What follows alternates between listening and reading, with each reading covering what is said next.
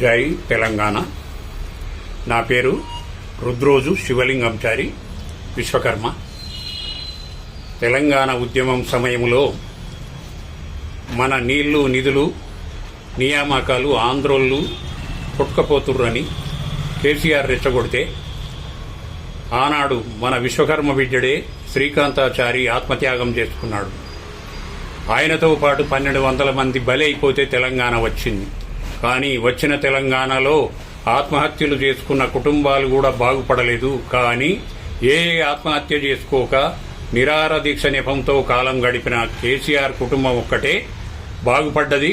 కేసీఆర్తో పాటు వారి మంత్రులు ఎమ్మెల్యేలు ఫామ్ హౌజుల రాజకీయాలు నడిపిస్తూ మొత్తం మీదట తెలంగాణను అన్ని వైపుల నుండి దోచుకొని కరోడపతులయ్యారు.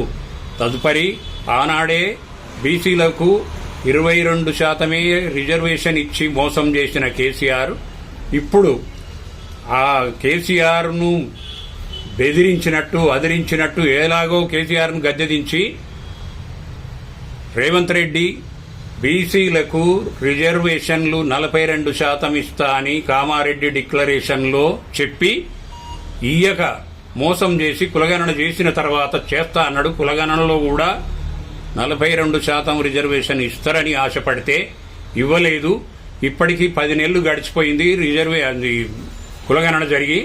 కానీ ఇలాంటి ఆలస్యం వల్ల ఇక్కడక్కడ రెచ్చగొట్టే బీసీ నాయకులు మళ్ళీ తీన్మార్ మల్లన్న, కల్వకుంట్ల కవిత ఇలా ఇయ్యలేని వాళ్ళు రిజర్వేషన్ల గురించి రెచ్చగొట్టి మొన్న సాయి ఈశ్వరాచార్య అనే అబ్బాయి ప్రాణం బలిగొన్నారు. దీనికి ఎవడు బాధ్యుడు? ఇలాంటి వాళ్ళు ఎంతమంది బలి అయితే బీసీల రిజర్వేషన్లు అమలైతాయి. ఈయన ఇయ్యలేనోడు ఎలా చెప్పిండు? ఈయన రేవంత్ రెడ్డి రాహుల్ గాంధీ వాళ్ళ జేబులలో నుంచి ఇస్తున్నట్టు 42% రిజర్వేషన్ అని చెప్పిర్రు. వాళ్ళ పరిధిలో లేనిది ఇస్తామని ఎట్లా అన్నారు? ఎందుకు ఇస్తలేరు? చివరికి వచ్చే వరకు కేంద్రంపై నెపం పెడుతున్నారు. కేంద్రం అమలు చేస్తలేదు అని బదనాం చేస్తున్నారు. కాబట్టి కేంద్రం ఎప్పుడు అయినా ఇదివరకే ఒకసారి ఎన్నికల్లో బీసీ ముఖ్యమంత్రిని ప్రకటించినా కూడా తెలంగాణ బీసీ ప్రజలు నమ్మలేదు. ఈ కల్లబొల్లి మాటలు మాట్లాడిన రేవంత్ రెడ్డిని నమ్మి కాంగ్రెస్ను తెచ్చిపెట్టుకున్నారు. ఈ కాంగ్రెస్ వచ్చిన తర్వాత 6 గ్యారంటీలు 420 హామీలు అని చెప్పి అరచేతిలో వైకుంఠం చూపించాడు. ఇప్పటి వరకు ఏ ఒక్క హామీ నెరవేరలేదు.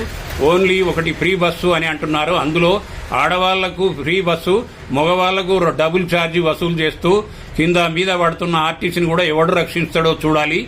ఈ రకంగా తెలంగాణ ప్రజలందరినీ మోసం చేస్తూ ఆయనేమో 7.5 లక్షల కోట్ల అప్పు చేస్తే ఈయన 2 సంవత్సరాల లోపలనే 2.5 లక్షల కోట్ల అప్పు చేసిండు. ఇదంతా అప్పులు చేసేందుకేనా రాజకీయం చేసుడు? వీళ్లకు ఏనాడైనా సిద్ధాంతపరంగా ప్రజలకు సేవ చేస్తాం, మేము ఎమ్మెల్యేలము, మేము మంత్రులము, ప్రజాప్రతినిధులము, ప్రజలకు మేలు చేస్తామనే ఆలోచన లేదు. ప్రజలపై వీళ్లకు నమ్మకం లేదు. ప్రజలను మంచిగా చూస్తారనే ఆశ లేదు. కాబట్టి రేవంత్ రెడ్డి గారి పరిపాలనను ఎంత తొందరగా గద్దెదించితే అంత తొందరగా తెలంగాణ బాగుపడుతుంది. ముఖ్యంగా నేను చెప్పదలుచుకున్నది ఏంటంటే, ఆనాడేమో తెలంగాణ ఉద్యమం కోసం మన విశ్వకర్మ బిడ్డడే శ్రీకాంతాచారి బలైపోయాడు.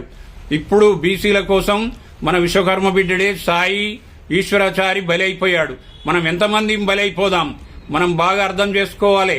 మనకు ఈ రేవంత్ రెడ్డి ప్రభుత్వం ఉన్నంతకాలం రిజర్వేషన్లు రావు. ఖచ్చితంగా కేంద్రం కూడా దేశవ్యాప్తంగా కులగణన చేసి అందరికీ రావలసిన విధంగా జనాభా ప్రాతిపదిక విధంగా జనాభా దామాషా ప్రకారం సామాజికంగా, ఆర్థికంగా, రాజకీయంగా ఎదిగేట్లు అందరికీ సమానంగా చూసేటువంటి నరేంద్ర మోడీ గారి ప్రభుత్వం ద్వారానే తెలంగాణ బీసీలకు రాజ్యాధికారం వస్తుందని ఖచ్చితంగా 100% బల్లగుద్ది చెప్తున్నాను. బీసీ నాయకులారా, మీకు తెలుసో తెలియకో నరేంద్ర మోడీపై కూడా మీరు అభాండం మోపుతున్నారు. ఈ రేవంత్ రెడ్డి చేసిన కులగణనలో 20 లక్షల మంది జనాభా ఉన్న విశ్వకర్మల కులాన్ని కనుమరుగు చేశాడు. ఎక్కడెక్కడికేలో దేవులాడుకొచ్చి బీసీల కుల వృత్తులను ఆక్రమిస్తున్నటువంటి ముస్లింలనందరినీ బీసీ ముస్లింలని జతచేసి మన రాహుల్ గాంధీని మురిపించడానికి బీసీ ముస్లింలను చేర్చి రేపు రాబోయే కాలంలో ముస్లింల పరిపాలన చేయడానికి చూస్తున్నారు. మనకు నిదర్శనంగా మొన్న జూబ్లీహిల్స్ ఎన్నికల్లో ముఖ్యమంత్రి గారు కాంగ్రెస్ అంటే ముస్లిం అంటే కాంగ్రెస్ అని బల్లగుద్దినట్టు చెప్పాడు. అందుకే అక్కడున్నటువంటి ముస్లింలు ఏకతాటిపైకి వచ్చి ఆ ఒక్క సీటు గెలిపిస్తేనే రేవంత్ రెడ్డి వర్గం ఎగిరెగిరి పడుతున్నది. కానీ ఆ ఎఫెక్టు బీహార్లో పడి మొత్తం గాలికి కొట్టుకపోయిన కాంగ్రెస్ పార్టీ దేశవ్యాప్తంగా కూడా పోవాల్సిందే. అది ఎప్పుడైనా ఆనాటి నుండి నెహ్రూ ఉన్నప్పటి నుండి కూడా ముస్లింలకు బుజ్జగిస్తూ హిందువులను అణచివేసే పనులే చేసింది. అన్ని చీకటి చట్టాలు మళ్లీ రాజ్యాంగాన్ని ఉల్లంఘించి కూడా వాళ్ళ ఇష్టం వచ్చిన రకంగా పరిపాలించారు.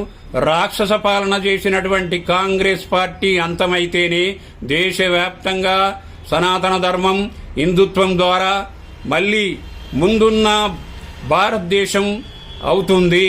లేకుంటే వీళ్ళు అందరూ కలిసి కుక్కలు చింపిన విస్తరి చేద్దామని చూస్తున్నారు. కాబట్టి బీసీ నాయకులారా బాగా ఆలోచించుకోండి. మనకు ఎప్పటికైనా కూడా బీజేపీ నరేంద్ర మోడీ గారి ద్వారానే బీసీ రాజ్యాధికారం వస్తుంది, బీసీ రిజర్వేషన్లు అవుతాయి. ఇది ముమ్మాటికి నిజం. ఇప్పుడు జరుగుతున్న ఎన్నికల్లో ఈ కాంగ్రెస్ పార్టీని మనకు మోసం చేసిన బీఆర్ఎస్ పార్టీని భూస్థాపితం చేయాల్సిన అవసరం ఉన్నది. గ్రామాల్లో నిలబడ్డ సర్పంచ్ అభ్యర్థులకు గాని వార్డు అభ్యర్థులకు గాని బీజేపీ బలపరిచినటువంటి అభ్యర్థులను గెలిపించి గ్రామ స్వరాజ్యం సాధించాలి. ఎప్పుడైనా దేశానికి వెన్నెముక ఏమిటి అంటే గ్రామమే. గ్రామం నుండి అధికారం వస్తేనే దేశంలో అధికారం పూర్తి అవుతుంది. దీన్ని అందరం ఆచరిద్దాం. జై భారత్, జై జై భారత్.